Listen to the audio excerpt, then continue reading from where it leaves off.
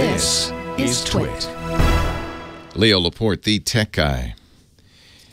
8888 Ask Leo, the phone number. Back to the phones we go. And on line one, Neil in Phoenix, Arizona. Hi, Neil. Hello, Leo. How are you? I'm great. Thanks for hanging on. Thanks for taking the call. Yes, sir. We've talked before, and I have just in our conversation, watching all the shows, I have a plethora of your recommendations and products over the years. Well, bless you, my friend. Bless you. Thank you. I hope you're enjoying them all. If there's something you hate, don't tell me. I don't want to know. No, you can tell me. No, don't hate any of them, actually. Oh, good. Okay. But one of the products that I'm calling on today is my Asus AC3200 router, I believe it is. Yeah. And it's working fine. I'm talking with it right now, as a matter of fact, because I have the Wi-Fi calling. I was going to say, this sounds very good. Yeah, the quality is excellent. Yeah.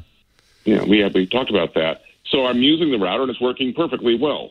And I've had it since I started recommending those, I should say. Yeah. But now there's all this talk about this VPN filter malware. Yeah. And so I'm unclear now if I need to replace this router because it's maybe vulnerable, because I don't see mine on their list, but they say millions of routers are out there vulnerable, but Asus only lists maybe half a dozen, of which this is not among them. But yeah, if I need a new router, that's fine, or do I need something else? You do not. And let's talk a little bit about this. So VPN Filter, we believe, not me personally, but the people who discovered it and have done the research on it, was created, and this is what makes it so deadly, by a nation state, in this case Russia, and by a Russia hacking group called Fancy Bear. They've had many names, but that's one of the names they go by.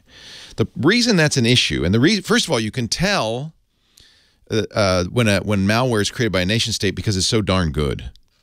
When hackers create stuff, they're usually a little sloppier, and they're definitely not so careful. In this case, VPN Filter has different clauses for every possible router. If you're an Asus AC3200, do this. It is so carefully programmed that it's clearly done by an actor with unlimited resources, effectively unlimited resources. And that's why the lists that we've seen so far of affected routers are incomplete. You just don't know if your router is affected, and it's probably safe to assume that the Russians are continuing to expand its reach. Remember the FBI saying a couple of weeks ago, oh, everybody reboot your routers, you'll be fine. We found the command and control center. It was a couple of images on PhotoBucket and then a site called toknowall.com. We've got those. Just reboot, you'll be fine. Wrong. Of course it wasn't that easy. So our security guy, Steve Gibson, noted at that time, well, yeah, except that there's still, even if you reboot the router, they've modified the firmware of the router as well, so that there's a little code that's beaconing. We don't know why it's beaconing, but beaconing it's saying, hey, I'm here, hey. We don't know why it's beaconing, but you can presume the reason a router would continue to do that is to say, come back and hack me. Come back and hack me. So we're seeing these routers that you rebooted hacked again. The only real solution to this, and you can do this with your AC3200, which, by the way, is not, I don't think is on the list, but it's prudent for everybody to just assume that your router is going to be on the list. There's two things to look for, and I'll tell you, the first thing you can do on any router is go out and reinstall the current firmware. That will erase the firmware that's on there, which could presumably have the Fancy Bear code, and replace it with good code. That's the immediate fix. It'll stop beaconing. It won't re-download the malware. It won't get reinfected. Now, the good thing about Asus is they keep their software up to date.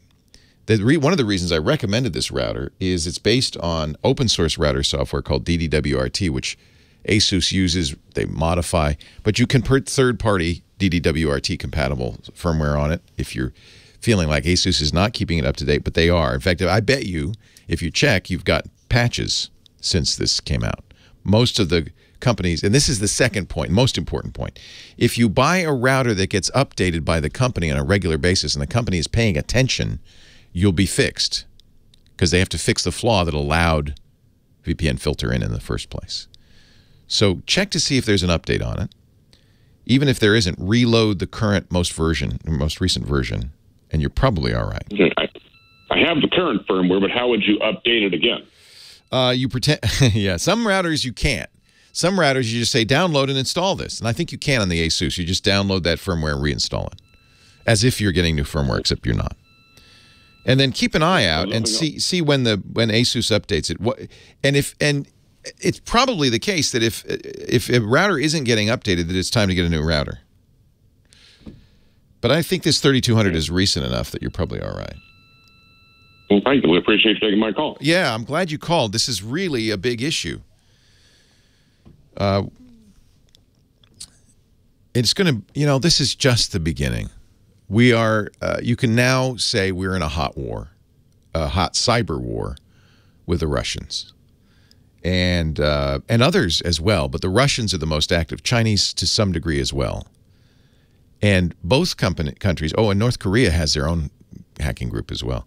All of these countries, the thing is, that's the point, is it's not like building a nuclear weapon. You get 20 good hackers, you're done. You just give them resources, let them get to work, and you can create tools. Now, why, you might ask, well, why would Russia be doing this? Why is Russia building a network and at last count of 500,000 routers infected with VPN filter? Why would they want that?